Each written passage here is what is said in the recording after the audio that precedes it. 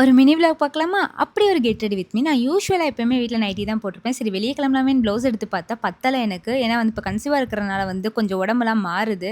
So அதனால கொஞ்சம் பிரிச்சு விட்டுட்டு அப்புறமேட்டு வந்து வியர் பண்ணியாச்சு. இந்த அழகான ஆரம், அப்புறம் வந்து ஜும்கா, அப்புறம் பேங்கிள்ஸ் இது எல்லாமே ஒரே பேஜ்ல இருந்து தான் நான் வாங்கியிருந்தேன். ஸ்ரீ ஜுவல்லரீஸ் மதுரைன்னு சொல்லிட்டு இவங்கள்ட்ட கலெக்ஷன்ஸ்லாம் ரொம்ப அழகா இருந்துச்சு. யூசுவலா நான் வந்து ஜுவல்லரீஸ் அதிகமா வியர் பண்ண மாட்டேன். பட் இவங்க ஜுவல்லரீஸ் எனக்கு ரொம்ப பிடிச்சிருந்துச்சு. I love you. அந்த வலது கையில் வச்சுட்டு அடிக்கணும். அப்படிலாம் இல்லை, நார்மலாக இப்படி.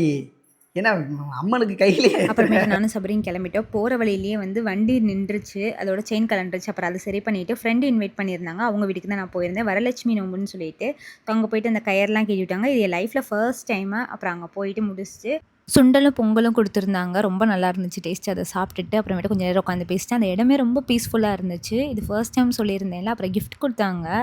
அதில் வச்சு இந்த பூ பழம் அந்த மாதிரிலாம் நிறையா கொடுத்தாங்க. அப்புறம் மழை வேறு. அப்புறம் போயிட்டு ரெஹானை கூட்டிகிட்டு அவனை திடீர்னு பூரி கேட்டான். அவனுக்கு பூரினா ரொம்ப பிடிக்கும். அப்புறம் பூரியை சாப்பிட்டு ஒரே ஜாலி தான். அப்புறம் நாங்கள் ஒரு ஹைதராபாத் பிரியாணியும் கோபி மஞ்சூரியன் சாப்பிட்டுட்டு கிளம்பிட்டோம்.